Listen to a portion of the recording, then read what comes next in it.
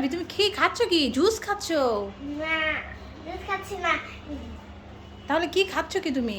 ওষুধ খাচ্ছি, ওষুধ। ওষুধ খাচ্ছ? কেন, তোমার কি হয়েছে? আমার ঠান্ডা কাশি।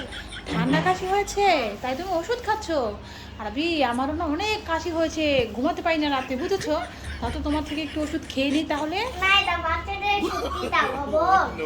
বাচ্চাদের ওষুধ তিতা আবার লবণও? তাতে কি হয়েছে? তা আমি খেতে পারবো, সমস্যা নেই, আমি তো বড় মানুষ, আমি তিতা খেতে পারি তো। এটা বাচ্চাদের ওষুধ খাওয়া যাবে না।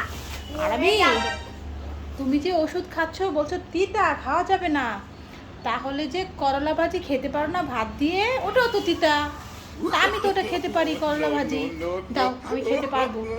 না না না, দেওয়া যাবে না। এটা অনেক লবণ আছে। এটার মধ্যে অনেক লবণ আছে। দেখি রে তোমার ওষুধটা একটু। আচ্ছা, মনে হচ্ছে তো এটা একটা জুস আরাবি, আবার হাত দিয়ে ঢেকেও রেখেছো।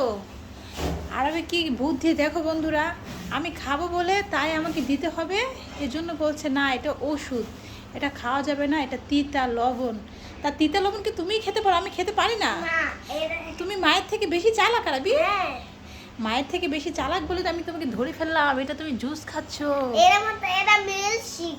খাইতে মজা না। খাইতে মজা না? মিল্ক, হ্যাঁ। এটা কি RD milk added drinks, mango milk. আরে বাবা, তুমি এটা খেতে পারছো?